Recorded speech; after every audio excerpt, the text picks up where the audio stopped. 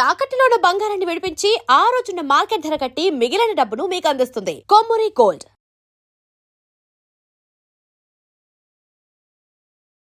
నమస్కారం ముల్లపూడి సత్యనారాయణమూర్తి గారు. నమస్కారం అండి ముఖేష్ అంబానీ గారు.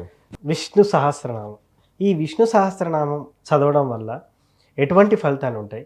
అదేవిధంగా ఈ విష్ణు సహస్రనామాన్ని ఏ టైంలో చదవాలంటారు? శాంతాకారం భుజగశయనం పద్మనాభం సురేశం విశ్వాకారం గగనసదృశం మేఘవర్ణం శుభాంగం లక్ష్మీకాంతం కమలనయనం యోగి హృద్యానగమ్యం వందే విష్ణుం భవభయహరం సర్వలోకైకనాథం. ఇది శ్రీ మహావిష్ణువు యొక్క ధ్యాన శ్లోకం. వనమాలి గది శాంకి శంకి చక్రీ చనందకి శ్రీమాన్నారాయణో విష్ణుర్వాసుదేవోభిరక్షతు. ఇది విష్ణు సహస్రనామంలో ఒక కీలకమైన మంత్రం. అద్భుతంగా అసలు మీ కంఠం చాలా బాగుంది సార్. అసలు నిజంగా చాలా అంటే ఎక్కడ కూడా పొల్లు పోకుండా చాలా చక్కగా ఎంత వర్ణిస్తున్నారు. అసలు అద్భుతం. అసలు ఏదో మీ దయ ముఖేష్ అంబానీ గారు. అయితే గురువుల దయ. అయితే మనము ఈ యొక్క విష్ణు సహస్రము అనేటటువంటిది, విష్ణుమూర్తి డ్యూటీ ఏంటి? బ్రహ్మదేవుడు సృష్టిని సృష్టిస్తాడు. ఈ యొక్క మధ్యలో ఉన్న విష్ణుమూర్తి ఈ సృష్టి స్థితికారకుడు, అంటే అడ్మినిస్ట్రేషన్ చేస్తాడు. రాక్షసులు వచ్చి భూమిని ఎత్తుకుపోయారనుకోండి, వెళ్ళి హిరణ్యాక్షుడు ఎత్తుకుపోతే హిరణ్యాక్షుడిని చంపాడు. అది ఆయన డ్యూటీ. ఈ సృష్టి ఇప్పుడు సూర్యుడు, భూమి, చంద్రుడు ఇలా గురుత్వాకర్షణ శక్తితో ఒకళ్ళనొకళ్ళు ఆకర్షించుకుంటూ ఉంటారు కదా. ఇందులో భూమిని లేపేశాడు హిరణ్యాక్షుడు. అంటే సృష్టి అప్పుడు పడిపోద్ది బ్యాలెన్స్. దొమ్మర వాళ్ళు ఎలాగైతే పిల్ల ఇలాగ తాడు మీద నడుస్తున్నప్పుడు కర్ర పట్టుకొని బ్యాలెన్స్ చేస్తూ నడుస్తూ ఉంటుంది. చిన్న బ్యాలెన్స్ పోయిందనుకోండి కింద పడిపోద్ది కదా. అలా కాకుండా చేసేవాడు విష్ణువు. ఆ విష్ణుమూర్తి అందుకని హిరణ్యాక్షుడిని చంపుతాడు. అలాగే వేద విజ్ఞానం మనకందరికీ కూడా విజ్ఞానం వేదాల ద్వారా పరమాత్మ మనకు అందిస్తున్నాడు. వీడేం చేశాడు? వేదాలను ఎత్తుకుపోతాడు ఒక రాక్షసుడు. మరి వాడిని మత్స్యావతారం పెట్టి ఎత్తి వాడిని చంపేశాడు. చంపేసి వేదాలు తీసుకొచ్చి ఇచ్చాడు.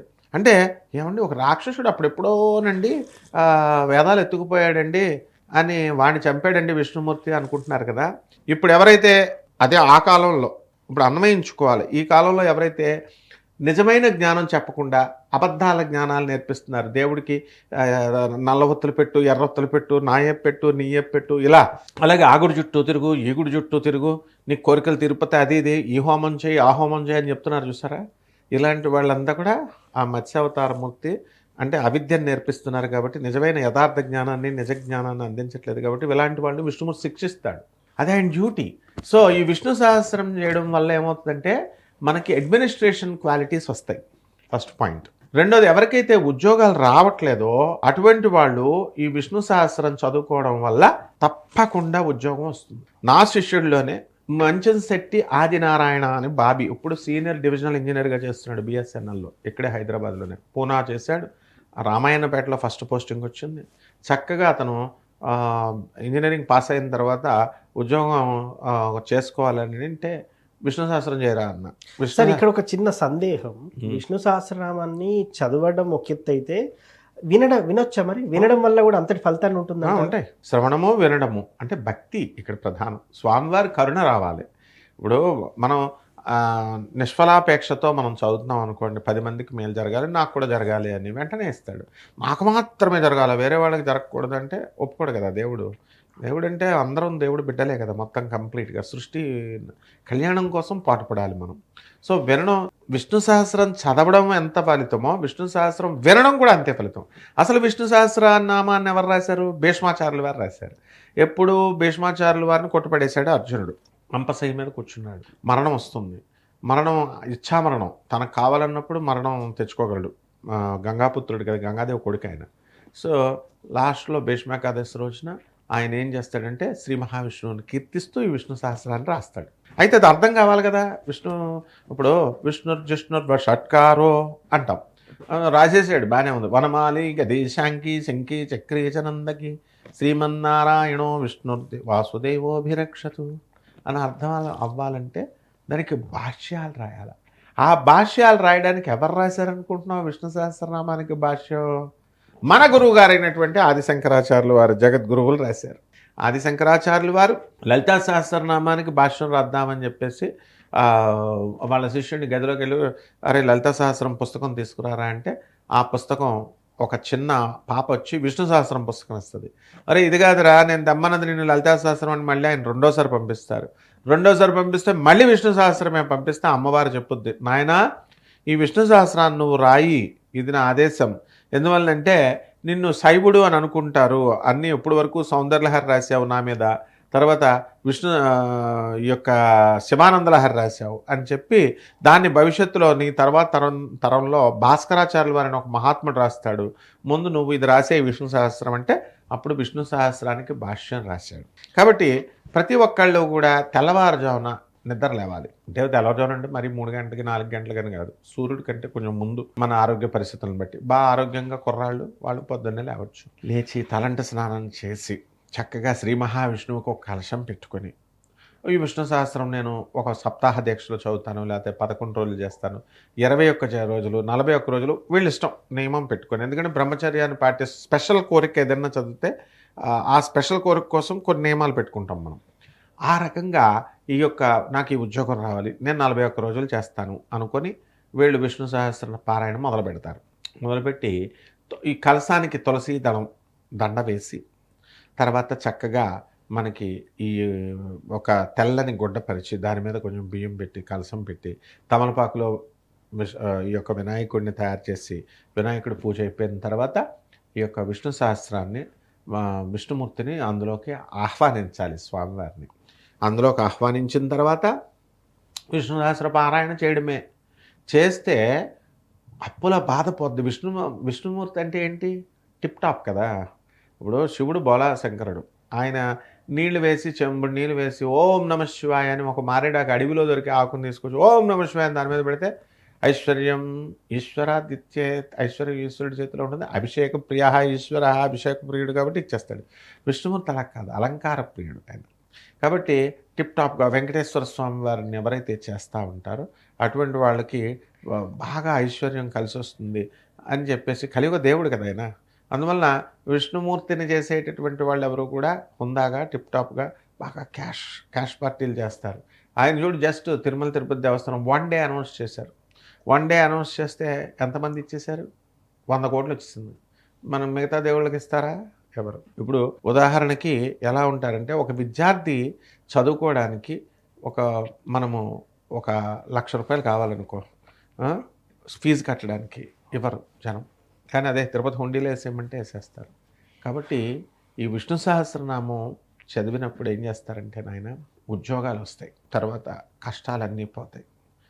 ఇలాంటి డొనేషన్స్ ఎవరు ఇవ్వకపోయినప్పుడు మన శిష్యులు ఉన్నారు, 29 మంది అనాథ పిల్లలు ఉన్నారు ఆనంద మార్గాశ్రమంలో, అందరికీ ఇంజనీరింగ్లు వచ్చినాయి.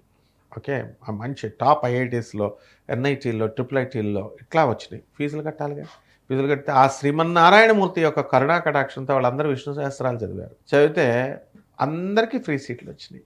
ఇప్పుడు మనతో అందరూ మాట్లాడతారు, కొన్ని లక్షల మంది, గురుగారండి మా సొంత తల్లిదండ్రులే మాట్లాడతాడు.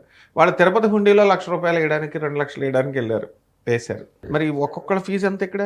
ఒక్కొక్కడికి ఒక సెమిస్టర్కి 1,50,000 రూపాయలు సెంట్రల్ యూనివర్సిటీస్లో కూడా వచ్చినాయి. మరి మాకు తప్పదు కదా మా గురువుగారు ఇది చేసినందుకు. మరి ఇవన్నీ లేకుండా విష్ణు సహస్రం ఆ శ్రీమన్నారాయణమూర్తి ఆ కృష్ణుడి యొక్క అనుగ్రహంతో, ఆ కృష్ణుడి యొక్క దయాభిక్షతో ఒక్కళ్ళకు కూడా మేము ఫీజులు అక్కర్లేకుండా మేము జాయిన్ చేయగలిగాం. సంవత్సరం జాయిన్ చేయాలి. మెడిసిన్లో కూడా కొంతమంది స్టూడెంట్స్ వస్తారు, వీళ్ళందరూ ఆర్ఫన్స్, పాపం తల్లిదండ్రులు లేని వాళ్ళు. అంటే మనతో 1000 మంది మాట్లాడతారు, 1 రూపాయన్నా ఇచ్చారా మరి చదువులకి? హుండీలో వేసేయమంటే వేసేస్తారు, తిరుపతి హుండీ దేవుడికి వేసేయంట్రా, లేకపోతే ఆ హోమం ఈ హోమం చేస్తామని కపట బ్రహ్మల, కపట జ్యోతిష్కుల, కపట మంత్రగాళ్ళు వేసేస్తారు.